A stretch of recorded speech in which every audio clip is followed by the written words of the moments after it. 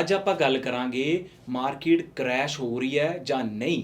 ਜੇ ਤੁਸੀਂ ਘਰ ਖਰੀਦਣਾ ਕਿਹੜੀਆਂ-ਕਿਹੜੀਆਂ ਗੱਲਾਂ ਦਾ ਤੁਹਾਨੂੰ ਖਾਸ ਕਰਕੇ ਧਿਆਨ ਰੱਖਣਾ ਪੈਣਾ। ਇਹ ਸਾਡੀ ਪਹਿਲੀ ਪੰਜਾਬੀ ਵੀਡੀਓ ਹੈ। ਆਪਣੇ ਐਕਸਪਰਟ ਸਾਡੇ team member mister Vikram Singla ਜੀ ਨਾਲ ਆਪਾਂ ਗੱਲ ਕਰਾਂਗੇ। ਜਰੂਰ ਦੇਖਿਓ ਇਹ ਵੀਡੀਓ। ਜੇ ਤੁਹਾਨੂੰ ਪਸੰਦ ਆਈ ਆਪਣੇ ਸੱਜਣ ਮਿੱਤਰਾਂ ਨਾਲ ਵੀ ਸ਼ੇਅਰ ਕਰਿਓ। ਥੈਂਕ ਯੂ ਵਿਕਰਮ ਜੀ, ਤੁਸੀਂ ਆਲ ਦਾ ਵੇ ਸਾਡੇ ਸਟੂਡੀਓ ਵਿੱਚ ਆਏ। Thanks again, welcome. ਤੇ ਕਿੱਦਾਂ ਲੱਗ ਰਿਹਾ ਤੁਹਾਨੂੰ ਅੱਜ? ਥੈਂਕ ਯੂ ਮਨਦੀਪ ਜੀ, ਮੌਕਾ ਦੇਣ ਲਈ ਤੇ ਆਪਣੇ ਦਰਸ਼ਕਾਂ ਨਾਲ ਰੂਬਰੂ ਕਰਾਉਣ ਲਈ। ਸਾਰੇ ਦਰਸ਼ਕਾਂ ਨੂੰ ਪਿਆਰ ਭਰੀ ਸਤਿ ਸ੍ਰੀ ਅਕਾਲ, ਨਮਸਕਾਰ, ਆਦਾਬ।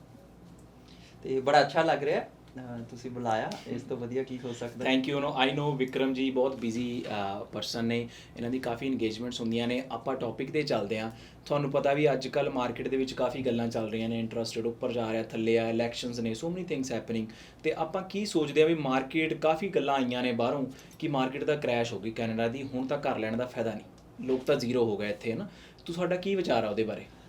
ਮੇਰਾ ਇੱਕੋ ਹੀ ਵਿਚਾਰ ਹੈ, ਮੈਂ ਜਦੋਂ ਕੋਈ ਵੱਡੀ ਘਟਨਾ ਘਟਦੀ ਹੈ, ਹਾਲਾਂਕਿ ਕੋਈ ਵੱਡੀ ਨਹੀਂ ਹੈਗੀ, ਇਹ ਤਾਂ ਨਾਰਮਲ ਸਾਈਕਲ ਹੈਗਾ। ਹਾਂਜੀ, ਠੀਕ ਹੈ। ਆਪਣਾ ਰੀਅਲ ਸਟੇਟ ਦਾ, ਇਕਨੋਮੀ ਦਾ ਇੱਕ ਨਾਰਮਲ ਸਾਈਕਲ ਹੈਗਾ, ਕੋਈ ਵੱਡੀ ਘਟਨਾ ਵਾਲੀ ਗੱਲ ਨਹੀਂ। ਬਟ ਅਪਰਚੁਨਿਟੀ ਉਹਦੀ ਹੁੰਦੀ ਹੈ ਅੱਛਾ ਜਦੋਂ ਕੋਈ ਘਟਨਾ ਘਟ ਰਹੀ ਹੁੰਦੀ ਹੈ। ਅੱਛਾ, ਠੀਕ ਹੈ। ਜਦੋਂ ਕੋਈ ਚੀਜ਼ ਸਮੂਥ ਚੱਲਦੀ ਪਈ ਹੈ ਉਦੋਂ ਕੀ ਅਪਰਚੁਨਿਟੀ ਹੈ। ਠੀਕ ਹੈ। ਦੂਜੀ ਗੱਲ, ਮਾਰਕੀਟ ਕੀ ਹੈ? ਮਾਰਕੀਟ ਦਾ ਮਤਲਬ ਆ ਹੈ।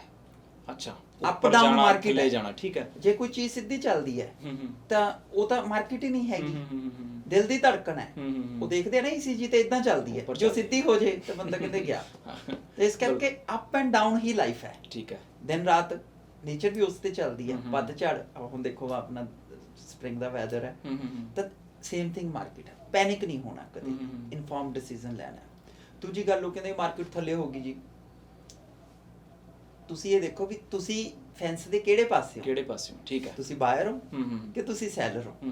ਜੇ ਤੁਸੀਂ ਬਾਇਰ ਹੋ ਤਾਂ ਤੁਸੀਂ ਕੱਪੜੇ ਕਦੋਂ ਬਾਏ ਕਰਨ ਜਾਂਦੇ ਹੋ? ਉਹ ਕਹਿੰਦੇ ਆ ਨਾ, ਲੋਕ ਵੇਟ ਕਰਦੇ ਹੁੰਦੇ ਵੀ ਕ੍ਰਿਸਮਸ ਦੀ ਸੇਲ ਲੱਗੇਗੀ, ਬਲੈਕ ਫਰਾਈਡੇ ਦੀ, ਹੈ ਨਾ। ਤੁਸੀਂ ਕੱਪੜੇ ਉਦੋਂ ਬਾਏ ਕਰਨ ਜਾਂਦੇ ਹੋ ਜਦੋਂ ਸੇਲ ਲੱਗਦੀ ਹੈ। ਤੇ ਫੋਨ ਰੀਅਲ ਸਟੇਟ ਦੀ ਸੇਲ ਲੱਗੀ ਹੈ, ਬਾਏ ਕਰ ਲਓ 2-4 ਘਰ, ਕਿ ਨਹੀਂ? ਉਹ ਲੋਕਾਂ ਨੂੰ ਲੱਗਦਾ ਵੀ ਖਰੇ ਸੇਲ ਹੋ ਰਹੇ, ਚੱਲੀ ਜਾਣਾ ਡਿਸਕਾਊਂਟ, ਵੀ ਦੇਖੋ ਇਹ ਮੀਂਹ ਪੈ ਰਿਹਾ ਬਸ ਵਰੀ ਜਾਣਾ ਮੀਂਹ।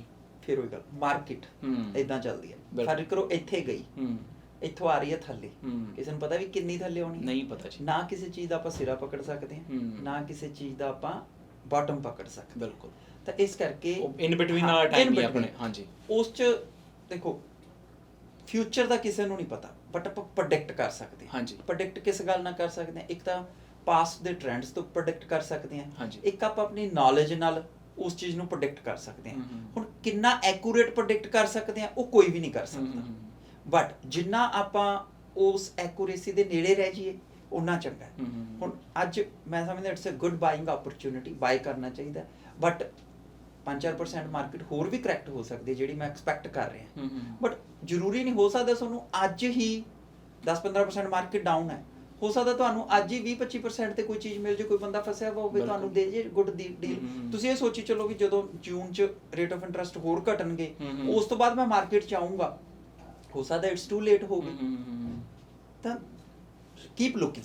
ਸੋ ਕਹਿਣ ਦਾ ਮਤਲਬ ਹੈ ਕਿ ਮਾਰਕੀਟ ਤਾਂ ਉੱਪਰ ਥੱਲੇ ਚੱਲਦੀ ਰਹਿੰਦੀ ਹੈ। 2017 ਦੇ ਵਿੱਚ ਵੀ ਜਦੋਂ ਪਾਲਿਸੀਜ਼ ਆਈਆਂ ਸੀ 20-25% ਮਾਰਕੀਟ ਐਵੇਂ ਗਈ ਸੀ। ਫਿਰ 19 ਦੇ ਵਿੱਚ ਫਿਰ ਉਹਨੂੰ ਆਪਾਂ ਦੇਖਿਆ ਹੀ ਆ, ਕੋਵਿਡ ਦੇ ਟਾਈਮ ਦੇ ਵਿੱਚ ਵੀ ਥੱਲੇ ਗਈ, ਫਿਰ ਉੱਪਰ ਜਾਂਦੀ ਰਹੀ। ਸੋ ਇਹਦਾ ਪਾਰਟ ਆਫ ਸਾਈਕਲ ਹੈ, ਉੱਪਰ ਥੱਲੇ ਚੱਲਦਾ ਰਹਿਣਾ। ਪਰ ਜੇ ਆਪਾਂ ਗੱਲ ਕਰੀਏ, ਅੱਜ ਕਿਸੇ ਨੇ ਫੈਬਰਰੀ 'ਚ ਵੀ ਘਰ ਲਿਆ ਸੀ, ਮਾਰਕੀਟ ਕਹਿੰਦੇ ਜੀ ਪੀਕ 'ਤੇ ਸੀ, ਪਤਾ ਨਹੀਂ ਲੱਗਿਆ ਸਾਨੂੰ, ਅਸੀਂ ਲੈ ਲਿਆ, ਰੀਅਲਟਰਾਂ ਨੇ ਦਵਾਤਾ ਜਾਂ ਅਸੀਂ ਕਰ ਲਿਆ, ਜੋ ਮਰਜ਼ੀ ਆ। ਮੈਂ ਗੱਲ ਹਮੇਸ਼ਾ ਇਹ ਕਰਦਾ ਹੁੰਦਾ ਵੀ ਅਗਲੇ 5 ਸਾਲਾਂ ਬਾਅਦ ਕੀ ਹੋਊਗਾ। ਪ੍ਰੋਪਰਟੀ ਹੁਣ ਚਲੋ ਥੱਲੇ ਆ ਗਈ ਜਾਂ ਕੁਝ ਵੀ ਕਰੈਕਸ਼ਨ ਹੋ ਗਈ ਥੋੜੀ, ਅਗਲੇ 5 ਸਾਲ ਦੀ ਵਿਜ਼ਨ ਲਾ ਕੇ ਚੱਲੋ, ਕੀ ਹੋਏਗਾ? ਉਹ ਪ੍ਰੋਪਰਟੀ ਪ੍ਰਾਈਸ ਉੱਥੇ ਖੜੇ ਹੋਣਗੇ? ਉੱਥੇ ਤਾਂ ਕੋਈ ਚੀਜ਼ ਵੀ ਨਹੀਂ ਰਹਿਣੀ। ਖਾਸ ਤੌਰ ਤੇ ਸਪੈਸ਼ਲੀ ਜੇ ਆਪਾਂ ਪੋਸਟ ਕੋਵਿਡ, ਹਾਂਜੀ, ਹੁਣ ਤਾਂ ਜਦੋਂ ਆਪਾਂ ਕੋਈ ਗੱਲ ਕਰਦੇ ਹਾਂ ਨਾ, ਦੋ ਕੰਟੈਕਸਟ ਬਣ ਗਈ, ਪ੍ਰੀ ਕੋਵਿਡ, ਪੋਸਟ ਕੋਵਿਡ। ਹਾਂਜੀ, ਪ੍ਰੀ ਕੋਵਿਡ ਚੀਜ਼ਾਂ ਟੋਟਲੀ ਡਿਫਰੈਂਟ ਸੀ, ਪੋਸਟ ਕੋਵਿਡ ਚੀਜ਼ਾਂ ਟੋਟਲੀ ਡਿਫਰੈਂਟ ਹੋ ਗਈਆਂ। ਈਵਨ ਇਕਨੋਮੀ ਵੀ ਡਿਫਰੈਂਟ ਹੋ ਗਈ। ਕੈਨੇਡਾ ਦਾ ਜੇ ਆਪਾਂ ਇਨਫਲੇਸ਼ਨ ਰੇਟ ਦੀ ਗੱਲ ਕਰੀਏ, ਜਿਹੜਾ ਬੈਂਕ ਆਫ ਕੈਨੇਡਾ 2% ਦੇ ਨੇੜੇ ਤੇੜੇ ਉਹਨੂੰ ਮੇਨਟੇਨ ਕਰਨ ਦੀ ਕੋਸ਼ਿਸ਼ ਕਰਦਾ ਸੀ, ਇਸ ਵੇਲੇ ਜਿਹੜਾ ਇਨਫਲੇਸ਼ਨ ਰੇਟ ਆ ਉਹ ਤਕਰੀਬਨ 6 ਪੁਆਇੰਟ ਸਮਥਿੰਗ ਦੇ ਨੇੜੇ 7% ਹੈ। ਹਾਂ, 7 ਕਹਿ ਲਓ ਤੁਸੀਂ, 6 to 7 ਦੀ ਰੇਂਜ 'ਚ ਹੈਗਾ। ਹਾਂਜੀ, ਤਾਂ ਇਹ 4% ਤੋਂ ਨੀਚੇ ਨਹੀਂ ਆਉਣਾ। ਜੇ ਤੁਸੀਂ ਕਹੋ ਵੀ 2% ਇਨਫਲੇਸ਼ਨ ਰੇਟ ਦੁਬਾਰਾ ਆਜੂ, ਨੈਵਰ ਐਵਰ। ਤੁਸੀਂ ਇੱਥੇ ਮੈਂ ਤੁਹਾਨੂੰ ਗੱਲ ਕਰਦਾ, ਸੌਰੀ ਕੱਟ ਕਰ ਰਿਹਾ, $2 ਦਾ ਗੈਸ ਦਾ ਹੈ ਨਾ। ਹਾਂ, ਤੁਹਾਨੂੰ ਕੀ ਲੱਗਦਾ ਉਹ ਲੀਟਰ ਦਾ ਪ੍ਰਾਈਸ $1 ਹੋ ਜਾਏਗਾ ਕਦੀ? ਮਤਲਬ ਹੀ ਨਹੀਂ। ਇੱਕ ਉਹ ਵੀ ਨਹੀਂ ਹੁੰਦਾ। ਦੂਸਰੀ ਗੱਲ, ਸਰੋਤੇ ਵੀ ਸਾਰੇ ਸੁਣ ਰਹੇ ਆ, ਜਿੱਦਾਂ ਦਾ ਮੈਂ ਕੈਨੇਡਾ 'ਚ ਆਇਆ, ਹਾਂਜੀ, ਕਦੇ ਗੈਸ ਪਾਉਣ ਵੇਲੇ ਰੇਟ ਨਹੀਂ ਦੇਖਿਆ ਸੀ। ਹਾਂਜੀ, ਇਸ ਵਾਰ ਪਹਿਲੀ ਵਾਰ ਹੈ ਵੀ ਗੈਸ ਪਾਉਣ ਵੇਲੇ ਰੇਟ ਦੇਖਣਾ ਪੈਂਦਾ। ਕਿਉਂ ਦੇਖਣਾ ਪੈਂਦਾ ਹੈ? ਕਿਉਂਕਿ $100 ਨਾਲ ਟੈਂਕ ਨਹੀਂ ਭਰਦਾ ਤੁਹਾਡਾ। ਨਹੀਂ ਭਰਦਾ। ਤੇ ਮੈਂ ਇੱਕ ਦਿਨ ਭਰਾ ਰਿਹਾ ਸੀਗਾ, ਮੈਂ ਟਰੱਕ ਦੇ ਵਿੱਚ, ਉਹ $200 ਦੀ ਉਹਦੀ ਲਿਮਿਟ ਸੀ, 200 ਨਾਲ ਵੀ ਉਹ 3/4 ਤੇ ਭਰਿਆ। ਮੈਂ ਦੱਸਿਆ ਨਾ। ਤਾਂ ਇਸ ਕਰਕੇ ਪਹਿਲੀ ਵਾਰੀ ਤੁਹਾਨੂੰ ਇੰਡੀਆ 'ਚ ਹੁੰਦਾ ਸੀ ਵੀ $1000 ਦਾ ਪਾ ਦੇ ਜਾਂ $1000 ਦਾ ਪਾ ਦੇ ਜਾਂ $2000 ਦਾ ਪਾ ਦੇ, ਕਿ ਨਹੀਂ, ਮਤਲਬ ਉੱਥੇ ਫੁੱਲ ਟੈਂਕ ਕਰਨ ਦਾ ਰਿਵਾਜ ਨਹੀਂ ਸੀ। ਬਟ ਇੱਥੇ ਆ ਕੇ ਪਹਿਲੀ ਵਾਰੀ ਹੋਇਆ ਵੀ ਤੁਹਾਡਾ ਟੈਂਕ ਫੁੱਲ ਨਹੀਂ ਹੁੰਦਾ। ਗੱਲਾਂ ਸੋਚਣੀਆਂ ਪੈਂਦੀਆਂ ਨੇ। ਸੋ ਇਹਨੂੰ ਆਪਾਂ ਕਹਿੰਦੇ ਆ ਮਹਿੰਗਾਈ ਨੂੰ ਰੈਗੂਲੇਟ ਕਰਨ ਲਈ ਬੈਂਕ ਕੀ ਕਰ ਰਹੀ ਹੈ, ਇੰਟਰਸਟਡ ਉੱਪਰ ਕਰ ਰਹੀ ਹੈ।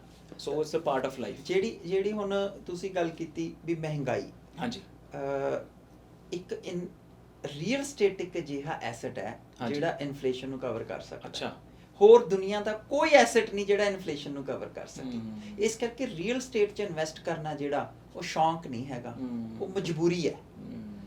ਫਰਜ਼ ਕਰੋ ਤੁਹਾਡੇ ਕੋਲ ਅੱਜ $1,00,000 ਹੈਗਾ, ਕੀ ਕਰੋਗੇ ਤੁਸੀਂ ਹੁਣ? ਮੈਂ ਘਰੇ ਰੱਖੂੰਗਾ, ਕੱਲ ਨੂੰ ਉਹ ਖਰਚੂੰਗਾ ਜਾਂ ਉਹਨੂੰ 90,000 ਹੋ ਜਾਣਾ ਇਨਫਲੇਸ਼ਨ ਦੇ ਨਾਲ। ਠੀਕ ਹੈ, ਕਿਤੇ ਨਾ ਕਿਤੇ ਪਾਵਾਂਗਾ ਹੀ ਨਾ। ਮੈਂ GIC ਕਰਾਂਗਾ, 1% ਲਵਾਂਗਾ, ਮੈਂ ਮਿਊਚੁਅਲ ਫੰਡ 'ਚ ਕਰਾਂਗਾ, 5-6% ਲੈ ਲਾਂਗਾ, ਜਾਂ ਫਿਰ ਮੈਂ ਦੇਖਾਂਗਾ ਮੇਰਾ ਕੋਈ ਰੀਅਲ ਸਟੇਟ ਬਣ ਜੇ, ਐਟਲੀਸਟ ਮੈਂ ਚੀਜ਼ ਨੂੰ ਦੇਖਾਂ, ਪਰਖਾਂ। ਦੋ ਚੀਜ਼ਾਂ, ਇੱਕ ਤਾਂ ਲੈਵਰੇਜ। ਹਾਂਜੀ, ਜਿਹੜੀ ਰੀਅਲ ਸਟੇਟ 'ਚ ਤੁਹਾਨੂੰ ਲੈਵਰੇਜ ਮਿਲਦੀ ਹੈ, ਇੰਨੀ ਲੈਵਰੇਜ ਤੁਹਾਨੂੰ ਕਿਤੇ ਨਹੀਂ ਮਿਲਣੀ। ਨੰਬਰ 1।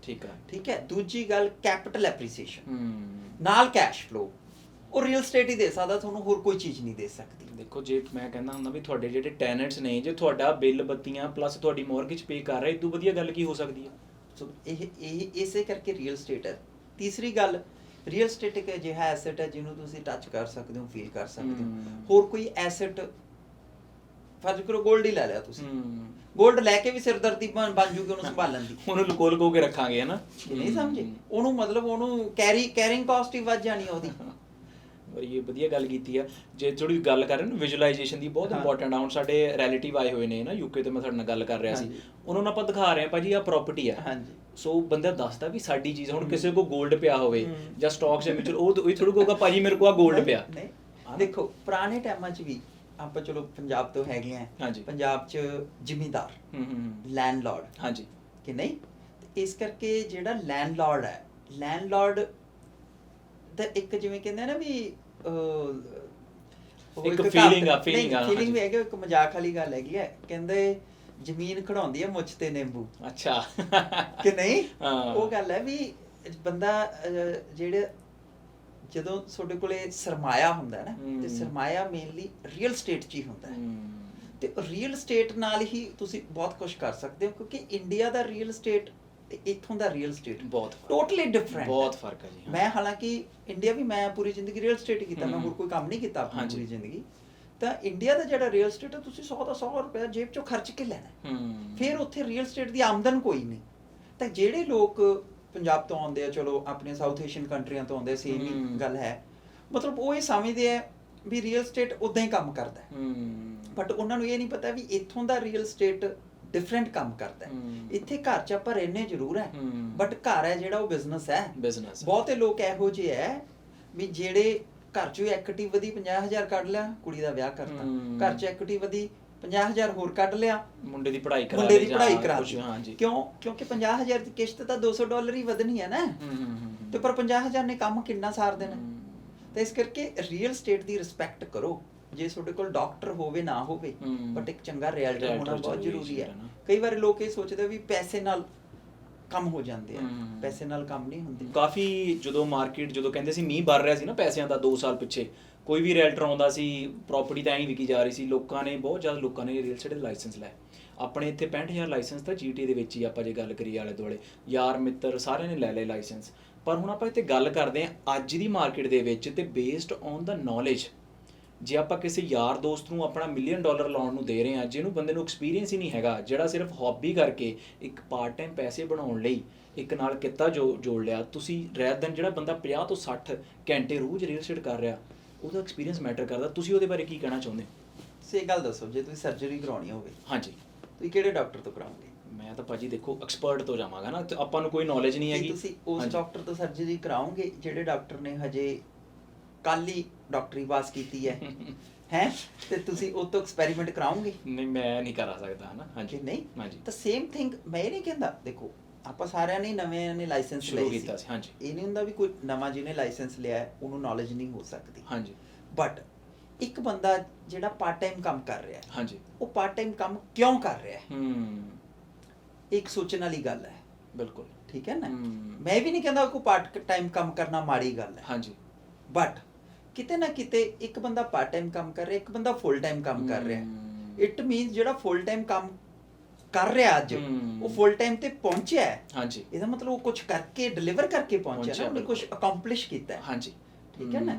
ਤਾਂ ਦੂਸਰੀ ਗੱਲ ਜਿਹੜੀ ਨੌਲੇਜ ਹੈ, ਜਦੋਂ ਆਪਾਂ ਇੱਕ ਗੱਲ ਕਹੀਏ ਵੀ ਰੀਅਲ ਸਟੇਟ ਹੈ ਜਿਹੜਾ ਬਿਜ਼ਨਸ ਹੈ, ਹਾਂਜੀ, ਤਾਂ ਬਿਜ਼ਨਸ ਹੈ ਤੁਸੀਂ ਨੌਲੇਜੇਬਲ ਬੰਦੇ ਨਾਲ ਕਰੋਗੇ ਕਿ ਬਿਜ਼ਨਸ ਹੈ ਜਿਹੜਾ ਤੁਸੀਂ ਐਮੈਚੁਰ ਬੰਦਾ ਜਿਹੜਾ ਜਿਹਨੂੰ ਐਕਸਪੀਰੀਅੰਸ ਨਹੀਂ ਹੈਗਾ ਤੁਸੀਂ ਉਹਦੇ ਨਾਲ ਬਿਜ਼ਨਸ ਕਰੋਗੇ।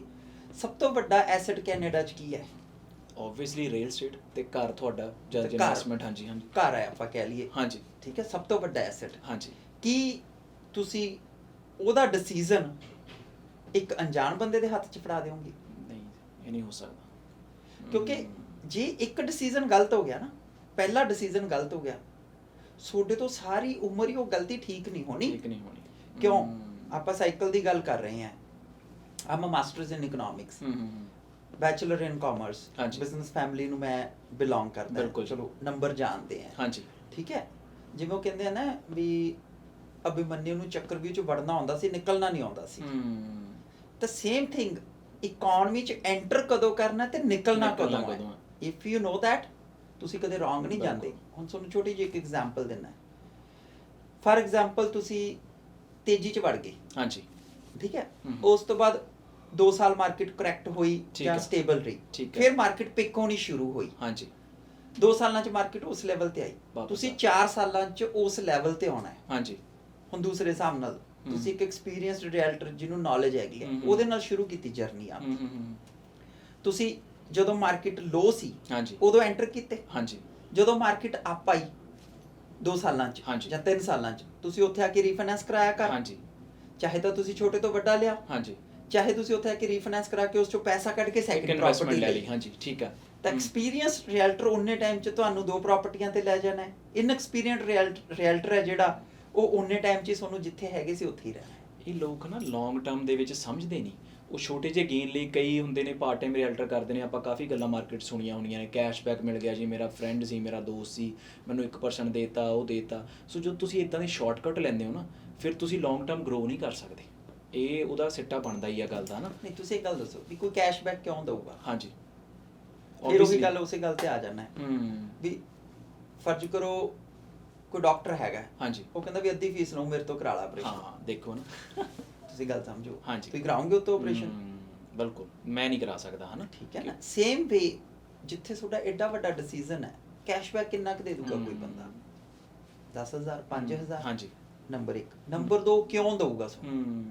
ਜਿਹੜਾ ਐਕਸਪੀਰੀਅੰਸਡ ਰੀਅਲਟਰ ਹੈ, ਉਹਨੇ ਆਪ ਦਾ ਮੁੱਲ ਤੁਹਾਨੂੰ ਮੋੜਨਾ ਹੈ। ਬਿਲਕੁਲ, ਉਹਨੇ ਆਪਣੀ ਨੌਲੇਜ ਨਾਲ ਮੋੜਨਾ ਹੈ। Number 2, this is not a one time relationship. ਇਹ ਬਹੁਤ ਇੰਪੋਰਟੈਂਟ ਗੱਲ ਹੈ। ਤੁਸੀਂ ਕੋਈ ਕਾਰ ਨਹੀਂ ਖਰੀਦ ਰਹੇ, ਤੁਸੀਂ ਕੋਈ ਮੋਟਰਸਾਈਕਲ ਨਹੀਂ ਖਰੀਦ ਰਹੇ, ਤੁਸੀਂ ਕੋਈ ਹਾਊਸ ਹੋਲਡ ਆਈਟਮ ਨਹੀਂ ਖਰੀਦ ਰਹੇ। It's a long term relationship. ਲੋਕ ਸਮਝਦੇ ਆ buying selling is a real estate. Buying selling is not a real estate, it's a financial planning of a person. ਬਿਲਕੁਲ। ਠੀਕ ਹੈ, ਤੁਸੀਂ ਐਸੈਟ ਬਾਏ ਕਰ ਰਹੇ ਹੋ, ਰੀਅਲ ਸਟੇਟ ਬਾਏ ਕਰ ਰਹੇ ਹੋ, but it's a financial planning. ਜੇ ਫਾਈਨੈਂਸ਼ੀਅਲ ਪਲੈਨਿੰਗ ਰੋਂਗ ਹੋਗੀ, ਤੁਸੀਂ ਮੈਂ ਕਹਿੰਦਾ ਘਰ ਮਿਲੀਅਨ ਵਾਲਾ 8 ਲੱਖ ਦਾ ਵੀ ਦੇਤਾ, ਜੇ 8 ਲੱਖ ਦਾ ਵੀ ਬੰਦੇ ਤੋਂ ਅਫੋਰਡ ਨਾ ਹੋਇਆ, ਹਾਂਜੀ, ਠੀਕ ਹੈ, ਉਹਨੇ ਪਤਾ ਕੀ ਕਹਿਣਾ ਹੈ? ਉਹਨੇ ਇਹ ਨਹੀਂ ਕਹਿਣਾ ਮੈਨੂੰ ਡੀਲ ਮਾੜੀ ਦਵਾਤੀ, ਉਹਨੇ ਕਹਿਣਾ ਮੇਰਾ ਰੀਅਲਟਰ ਮਾੜਾ ਸੀ। ਤਾਂ ਇਸ ਕਰਕੇ ਜਦੋਂ ਮੈਂ ਕਿਸੇ ਕਲਾਇੰਟ ਦੀ ਫਾਈਨੈਂਸ਼ੀਅਲ ਪਲੈਨਿੰਗ ਕਰਦਾ, ਮੈਂ ਇਹ ਦੇਖਦਾ ਵੀ ਇਹਦੀ ਅਫੋਰਡੇਬਿਲਿਟੀ ਕੀ ਹੈ। ਕਈ ਕਲਾਇੰਟ ਇਹੋ ਜਿਹੇ ਹੁੰਦੇ ਆ, ਭਾਜੀ ਕੋਈ ਗੱਲ ਨਹੀਂ 1.5 ਮਿਲੀਅਨ ਦਾ ਲੈ ਦਿਓ, ਆਪਣੇ ਕੋਲ ਪੈਸੇ ਹੈਗੇ, but how you ਗੋਣਾ afford it? ਜੇ ਤੁਸੀਂ ਸਿਰਫ ਆਪਣੇ ਕਮਿਸ਼ਨ ਬਾਰੇ ਦੇਖੋ, ਤੁਸੀਂ ਉਹਨੂੰ 1.5 ਮਿਲੀਅਨ ਦਾ ਘਰ ਲੈ ਵੀ ਦਿੱਤਾ, ਜੋ ਤੋਂ ਅਫੋਰਡ ਹੀ ਨਹੀਂ ਹੋਇਆ, ਠੀਕ ਹੈ, whether you produce a client, ਕੀ ਤੁਸੀਂ ਕਲਾਇੰਟ ਦੇ ਫੇਵਰ 'ਚ ਕੰਮ ਕੀਤਾ? ਬਿਲਕੁਲ ਨਹੀਂ। ਤਾਂ ਇਹ ਲੌਂਗ ਟਰਮ ਰਿਲੇਸ਼ਨਸ਼ਿਪ ਹੈ, ਇਹ ਸ਼ਾਰਟ ਟਰਮ ਰਿਲੇਸ਼ਨਸ਼ਿਪ ਨਹੀਂ ਵੀ ਇੱਕ ਡੀਲ ਕੀਤੀ ਖਤਮ। ਨੋ, ਇਟਸ ਅ ਕੰਟੀਨਿਊਸ। ਮੈਂ ਮੇਰੇ ਕਲਾਇੰਟਸ ਨੂੰ ਇਦਾਂ ਹੀ ਕਹਿਣਾ, ਜਦੋਂ ਵੀ ਤੇਰੀ ਲਾਈਫ 'ਚ ਕੋਈ ਚੇਂਜ ਆਉਂਦੀ ਹੈ, ਠੀਕ ਹੈ, give me a call, whether it's a positive or negative. ਜੇ ਨੈਗੇਟਿਵ ਵੀ ਆਊਗੀ ਤਾਂ ਵੀ ਹੈਲਪ ਕਰਾਂਗੇ, ਜੇ ਪੋਜ਼ਿਟਿਵ ਆਊਗੀ ਤਾਂ ਵੀ ਹੈਲਪ ਕਰਾਂਗੇ। ਤੁਹਾਡੇ ਨਾਲ ਖੜੇ ਆ। ਸੋ ਬੇਸਿਕਲੀ ਇੱਕ ਜਰਨੀ ਆ, ਤੁਸੀਂ ਉਹ ਤੁਹਾਡੇ ਫੈਮਿਲੀ ਦਾ ਹਿੱਸਾ ਬਣ ਗਏ ਨੇ। ਇੱਕ ਵਾਰੀ ਇਹ ਨਹੀਂ ਟ੍ਰਾਂਜੈਕਸ਼ਨ ਕੀਤੀ ਤਾਂ ਚਲੋ ਜੀ ਭਾਜੀ ਤੁਸੀਂ ਮੈਨੇਜ ਕਰੋ, ਆਈ ਐਮ देयर, ਮੈਂ ਆਪਣਾ ਦੇਖਾਂ। ਹੁਣ ਮੈਂ ਕੋਚ ਕਰਦਾ ਹਾਂ ਜਿਹੜੇ ਆਪਣੇ ਫੈਲੋ ਰੀਅਲਟਰਸ ਹੈਗੇ ਆ ਨਵੇਂ ਆਉਂਦੇ ਆ, ਮੈਂ ਉਹਨਾਂ ਨੂੰ ਇੱਕੋ ਗੱਲ ਕਰਨਾ, ਕੋਈ ਲੋਕ ਸੋਚਦੇ ਹੋ ਵੀ ਬਹੁਤ ਡੀਲਸ ਦੀ ਲੋੜ ਹੁੰਦੀ ਹੈ, ਬਹੁਤ ਡੀਲਸ ਦੀ ਲੋੜ ਨਹੀਂ ਹੁੰਦੀ। ਜੇ ਤੁਸੀਂ 12 ਡੀਲਸ ਸਾਲ ਦੀਆਂ ਕਰ ਲਓ, ਇੱਕ ਡੀਲ ਮਹੀਨੇ ਦੀ ਕਰ ਲਓ, 5 ਸਾਲ ਦੀਆਂ ਤੁਸੀਂ 50 ਡੀਲ 60 ਡੀਲ ਕਰ ਲਓ, ਤੁਹਾਨੂੰ ਕੋਈ ਐਡਵਰਟਾਈਜ਼ਮੈਂਟ ਕਰਨ ਦੀ ਲੋੜ ਨਹੀਂ, ਕਿਸੇ ਚੀਜ਼ ਦੀ ਜ਼ਰੂਰਤ ਨਹੀਂ। ਬਟ ਉਹ 60 ਕਲਾਇੰਟਸ ਨਾਲ ਤੁਹਾਡਾ ਰਿਸ਼ਤਾ ਇਹੋ ਜਿਹਾ ਹੋਣਾ ਚਾਹੀਦਾ ਵੀ ਉਹਨਾਂ ਦੀ ਤੁਹਾਨੂੰ ਪਲ ਪਲ ਦੀ ਖਬਰ ਹੋਣੀ ਚਾਹੀਦੀ ਹੈ, ਉਹ ਤੁਹਾਡੇ ਤੇ ਟਰਸਟ ਕਰ ਸਕਦੇ ਹੋਣ, ਠੀਕ ਹੈ ਨਾ। ਤੁਹਾਨੂੰ ਜ਼ਰੂਰਤ ਹੀ ਨਹੀਂ, ਕਿਉਂਕਿ 3 ਸਾਲਾਂ ਬਾਅਦ ਜਿਹੜੇ ਉਹ ਕਲਾਇੰਟਸ ਹੈ ਉਹ ਰਿਟੇਨ ਹੋਣ ਲੱਗ ਜਾਣੇ ਆ, ਚਾਹੇ ਉਹ ਛੋਟਾ ਘਰ ਵੇਚ ਕੇ ਵੱਡਾ ਲੈਣ, ਠੀਕ ਹੈ, ਚਾਹੇ ਉਹ ਕੋਈ ਸੈਕੰਡ ਇਨਵੈਸਟਮੈਂਟ ਪ੍ਰਾਪਰਟੀ ਲੈ ਲੈਣ, ਉਹਨਾਂ ਬੰਦਿਆਂ ਨੇ ਤੁਹਾਨੂੰ ਰੈਫਰੈਂਸ ਦੇਣੇ ਸ਼ੁਰੂ ਕਰ ਦੇਣੇ ਆ, ਤੁਸੀਂ ਉਹਨਾਂ ਬੰਦਿਆਂ ਨੂੰ ਗਰੋ ਕਰ ਦੇਣਾ, ਬਿਲਡ ਕਰ ਲੈਣਾ, ਕਿਤੇ ਦੀ ਕਿਤੇ ਲੈ ਜਾਣਾ। ਸੋ ਜਰਨੀ ਆ ਉਹਨਾਂ ਦਾ ਹੱਥ ਫੜ ਕੇ ਤੁਸੀਂ ਵੀ ਹੈਲਪ ਕਰ ਰਹੇ ਹੋ, ਨਾਲ ਤੁਸੀਂ ਵੀ ਗਰੋ ਹੋ ਰਹੇ ਹੋ। ਉਹ ਤਾਂ ਟੂ ਵੇ ਹੀ ਹੈ ਨਾ। ਦੇਖੋ ਬਿਜ਼ਨਸ ਕੋਈ ਇਹੋ ਜਿਹਾ ਹੁੰਦਾ ਵੀ ਤੁਹਾਨੂੰ ਵੀ ਪ੍ਰੋਫਿਟ ਹੋਵੇ ਮੈਨੂੰ ਨਾ ਹੋਵੇ, ਬਿਲਕੁਲ ਠੀਕ ਹੈ। ਬਿਜ਼ਨਸ ਉਹੀ ਹੁੰਦਾ ਹੈ ਯੂ ਵਿਨ ਆਈ ਵਿਨ। ਜੇ ਮੇਰਾ ਕਲਾਇੰਟ ਵਿਨ ਕਰਦਾ ਮੈਂ ਤਾਂ ਆਪੇ ਵਿਨ ਕਰਦਾ। ਬਿਲਕੁਲ। ਸੋ ਉਹਦੀ ਖੁਸ਼ੀ ਨਾਲ, ਉਹਦੇ ਕਸਟਮਰ ਐਕਸਪੀਰੀਅੰਸ ਨਾਲ, ਉਹਦੀ ਜਰਨੀ ਨਾਲ, ਹੈ ਨਾ। ਦੂਸਰੀ ਗੱਲ, ਜਿਹੜਾ ਬਾਇਰ ਬਾਏ ਕਰਦਾ ਹੈ ਕਿ ਬਾਇਰ ਆਪਣੀ ਜੇਬ ਚੋਂ ਕੁਝ ਪੇ ਕਰਦਾ, ਬਾਇਰ ਨੂੰ ਤਾਂ ਫ੍ਰੀ ਸਰਵਿਸ ਮਿਲਦੀ ਹੈ, ਤੇ ਉਹ ਕਿਉਂ ਨਹੀਂ ਚਾਹੂਗਾ ਵੀ ਮੈਨੂੰ 5 ਸਟਾਰ ਸਰਵਿਸ ਮਿਲੇ, ਕਿਉਂ ਨਾ ਵਧੀਆ ਟੌਪ ਦੇ ਬੰਦੇ ਨਾਲ ਕੰਮ ਕਰਾਂ, ਕਿਉਂ ਉਹ ਚਾਹੂਗਾ ਵੀ ਮੈਨੂੰ 2 ਸਟਾਰ ਜਾਂ 3 ਸਟਾਰ ਸਰਵਿਸ ਮਿਲੇ ਜਦੋਂ ਉਹਨੂੰ 5 ਸਟਾਰ ਸਰਵਿਸ ਫ੍ਰੀ ਮਿਲਦੀ ਪਈ ਹੈ। ਸੋ ਆਪਾਂ ਇੱਥੇ ਮੈਨੂੰ ਇੱਕ ਖਿਆਲ ਆਇਆ ਵੀ ਆਪਾਂ ਬਾਇਰਸ ਦੀ ਗੱਲ ਕਰ ਰਹੇ ਸੀ, ਹੁਣ ਜੇ ਮੈਂ ਇੱਕ ਬਾਇਰ ਹਾਂ ਜਾਂ ਮੈਂ ਰੀਅਲ ਏਸਟੇਟ ਏਜੰਟ ਹਾਂ, ਕਿਹੜੀਆਂ ਗੱਲਾਂ ਮੈਨੂੰ ਧਿਆਨ ਰੱਖਣਾ ਪੈਣੀਆਂ ਨੇ ਜਦੋਂ ਮੈਂ ਆਪਣਾ ਘਰ ਲੈਣਾ, ਜੇ ਤੁਸੀਂ ਬੜੇ ਛੋਟੇ ਜਿਹੇ ਵਰਡ 'ਚ ਦੱਸ ਦਿਓ। 3 ਚੀਜ਼ ਬੜੀਆਂ ਇੰਪੋਰਟੈਂਟ ਹੈਗੀਆਂ ਜਿਹੜੀਆਂ ਕਿਸੇ ਵੀ ਬਾਇਰ ਨੂੰ, ਤੇ ਜਾਂ ਐਜ਼ ਅ ਰੀਅਲਟਰ ਤੁਸੀਂ ਕੰਮ ਕਰ ਰਹੇ ਹੋ ਤਾਂ ਬਾਇਰ ਨੂੰ ਕੁਆਲੀਫਾਈ ਕਰਨ ਵਾਸਤੇ ਧਿਆਨ ਵਿੱਚ ਰੱਖਣੀਆਂ ਚਾਹੀਦੀਆਂ। ਨੰਬਰ 1 ਕਿ ਉਹ ਮੰਥਲੀ ਪੇਮੈਂਟ ਕਿੰਨੀ ਅਫੋਰਡ ਕਰ ਸਕਦੇ ਆ। ਅੱਛਾ ਜੀ, ਅਫੋਰਡੇਬਿਲਟੀ, ਠੀਕ ਹੈ। ਨੰਬਰ 2 ਉਹਨਾਂ ਕੋਲ ਡਾਊਨ ਪੇਮੈਂਟ ਹੈ ਜਿਹੜੀ ਉਹ ਕਿੰਨੀ ਹੈਗੀ ਹੈ, ਬਹੁਤ ਇੰਪੋਰਟੈਂਟ ਫੈਕਟਰ ਹੈ। ਨੰਬਰ 3 ਉਹ ਮਾਰਗੇਜ ਹੈ ਜਿਹੜੀ ਉਹਨਾਂ ਨੂੰ ਕਿੰਨੀ ਮਿਲ ਸਕਦੀ ਹੈ, ਕਿਉਂਕਿ ਲੋਕ ਸੋਚਦੇ ਆ ਵੀ ਘਰ ਉਹ ਬਾਏ ਕਰ ਰਹੇ ਆ, ਘਰ ਆਪਾਂ ਨਹੀਂ ਬਾਏ ਕਰਦੇ, ਘਰ ਬੈਂਕ ਬਾਏ ਕਰਦਾ। ਆਪਾਂ ਤਾਂ ਘਰ ਸਿਰਫ ਪਸੰਦ ਕਰਦੇ ਆ, we select the house, bank buy the house for us. ਤਾਂ ਇਸ ਕਰਕੇ ਇਹ 3 ਚੀਜ਼ਾਂ ਬੜੀਆਂ ਇੰਪੋਰਟੈਂਟ ਹੈ। ਜੇ ਇਹ ਤਿੰਨੇ ਫੈਕਟਰਸ ਚੋਂ ਇੱਕ ਵੀ ਚੀਜ਼ ਜੇ ਮਿਸਿੰਗ ਹੈ, ਤੁਹਾਨੂੰ ਆਪਣਾ ਕ੍ਰਾਈਟੇਰੀਆ ਰਿਵਾਈਜ਼ ਕਰਨਾ ਪੈਣਾ ਹੈ, ਜਾਂ ਹੋ ਸਕਦਾ ਹੈ ਤੁਹਾਨੂੰ ਉਹ ਪਲਾਨ ਹੈ ਕੈਂਸਲ ਕਰਨਾ ਪੈਣਾ ਹੈ, ਤਾਂ ਇਹ ਥੋੜਾ ਜਿਹਾ ਐਕਸਟੈਂਡ ਕਰਨਾ ਪਏਗਾ। ਉਸ ਤੋਂ ਬਾਅਦ ਡੈਫੀਨੇਟਲੀ ਲੋਕੇਸ਼ਨ ਆ ਗਈ, ਤੁਹਾਡੀ ਟਰਾਂਸਪੋਰਟੇਸ਼ਨ ਆ ਗਈ, ਚਲੋ ਉਹ ਤਾਂ ਤੁਹਾਡੇ ਐਕਸਪੀਰੀਅੰਸ ਨਾਲ ਆਈ ਜਾਣੀਆਂ ਨੇ, ਪਰ ਇਹ ਬਹੁਤ ਇੰਪੋਰਟੈਂਟ ਗੱਲਾਂ ਤੁਸੀਂ ਇੱਥੇ ਐਡ ਕੀਤੀਆਂ ਨੇ ਵੀ ਜਿਹੜੀਆਂ ਚਾਹੀਦੀਆਂ ਨੇ, ਚਾਹੇ ਉਹ ਰੀਅਲ ਏਸਟੇਟ ਏਜੰਟ ਹੈ ਚਾਹੇ ਬਾਇਰ, ਉਹਨੂੰ ਦੇਖਣੀਆਂ ਪੈਂਦੀਆਂ ਨੇ। ਇਹ ਮੈਂ ਪਰਸਨਲੀ ਕਾਫੀ ਐਕਸਪੀਰੀਅੰਸ ਕੀਤਾ, ਸਾਡੇ ਕੋਲ ਕਈ ਬਾਇਰ ਆਉਂਦੇ ਨੇ, ਉਹ ਕਿਸੇ ਹੋਰ ਏਜੰਟ ਦੇ ਥਰੂ ਜਾਂ ਘੁੰਮ ਘੁਮਾ ਕੇ ਆਉਂਦੇ ਨੇ, ਸੋ ਦੇ ਹੈਡ ਬੈਡ ਐਕਸਪੀਰੀਅੰਸ। ਉਹਨਾਂ ਨੇ ਪਹਿਲੀ ਪ੍ਰੋਪਰਟੀ ਲਈ ਸੀ ਜਾਂ ਕੁਝ ਵੀ, ਕਿਉਂਕਿ ਉਹਨਾਂ ਨੂੰ ਇਹ ਗੱਲਾਂ ਦੱਸੀਆਂ ਨਹੀਂ ਗਈਆਂ ਸੀ। ਉਹਨਾਂ ਨੂੰ ਪਹਿਲਾਂ ਕਿਹਾ ਗਿਆ ਸੀ ਭਾਜੀ ਪ੍ਰੋਪਰਟੀ ਲੈ ਲਓ, ਕਿਉਂਕਿ ਪ੍ਰੋਪਰਟੀ ਤਾਂ ਲੈ ਲਈ, ਬਾਅਦ ਦੇ ਵਿੱਚ ਜਿਹੜੀਆਂ ਪਿੱਛੇ ਵਾਲੀਆਂ ਮੌਰਗੇਜ ਕਿਹਨੇ ਦੇਣੀ ਹੈ, ਡਾਊਨ ਪੇਮੈਂਟ ਕਿੱਥੋਂ ਆਉਣੀ ਹੈ, ਸੇਵਿੰਗਸ ਕੀ ਨੇ, ਤੁਹਾਡੀ ਕ੍ਰੈਡਿਟ ਸਕੋਰ ਕੀ ਆ, ਉਹ ਗੱਲਾਂ ਤੇ ਉਹਨਾਂ ਨੂੰ ਗਿਆਨ ਹੀ ਨਹੀਂ ਹੈਗਾ। ਜਿਹੜਾ ਨਵਾਂ ਬੰਦਾ ਵਿਚਾਰਾ ਇੱਥੇ ਆਇਆ, ਉਹ ਤਾਂ ਇੰਡੀਆ ਦੀ ਤਰ੍ਹਾਂ ਹੀ ਸੋਚਦਾ ਵੀ ਰੀਅਲ ਏਸਟੇਟ ਏਜੰਟ ਹੀ ਮੇਰਾ ਸਾਰਾ ਕੁਝ ਕਰ ਦੇਗਾ। ਉਹਦੇ 'ਚ ਥੋੜੀ ਜਿਹੀ ਉੱਥੇ ਪਹਿਲਾਂ ਵੀ ਆਪਾਂ ਗੱਲ ਕਰਕੇ ਟੇ, it's a more over financial planning. Buying and selling is not a real estate, it's a part of transaction. ਕਿ ਸੈਲਰ ਆਪਣਾ ਘਰ ਖੁਦ ਨਹੀਂ ਵੇਚ ਸਕਦਾ, ਬਿਲਕੁਲ ਕਰ ਸਕਦਾ, ਵੇਚ ਸਕਦੇ ਆ ਨਾ, ਬਿਲਕੁਲ। ਕਿ ਬਾਇਰ ਆਪਣਾ ਘਰ ਖੁਦ ਨਹੀਂ ਬਾਏ ਕਰ ਸਕਦਾ, ਉਹ ਤਾਂ ਚਲੋ ਠੀਕ ਹੈ ਵੀ ਬਾਏ ਲਾ ਆਪਾਂ ਸਿੱਧਾ ਜਾ ਕੇ, ਪਰ ਪ੍ਰਾਈਵੇਟ ਡੀਲ ਕੀ ਨਹੀਂ ਹੋ ਸਕਦੀ, ਹੋ ਸਕਦੀ ਹੈ ਨਾ, ਪਰ ਉਹਨੂੰ ਰੀਅਲਟਰ ਦੀ ਕਿਉਂ ਜ਼ਰੂਰਤ ਹੈ?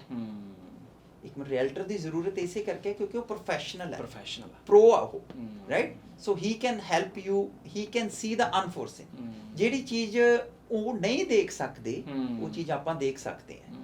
ਪਲੱਸ ਜਿਵੇਂ ਮੈਂ ਕੈਲਕੂਲੇਸ਼ਨ ਵੀ ਕਰਦਾ, ਫਾਰ ਐਗਜ਼ਾਮਪਲ ਅੱਜ ਰੇਟ ਆਫ ਇੰਟਰਸਟ ਆਪਾਂ ਰਫਲੀ ਮੰਨ ਲਈਏ ਵੇਰੀਏਬਲ ਹੈ ਜਿਹੜਾ ਉਹ 2 ਤੋਂ ਲੈ ਕੇ 3% ਹੀ ਲਾ ਲਓ ਤੁਸੀਂ, ਕੋਈ ਨਹੀਂ, ਚਲੋ 3 ਨਹੀਂ, 2 to 2.25 ਦੀ ਬ੍ਰੈਕਟ 'ਚ ਹੈਗਾ।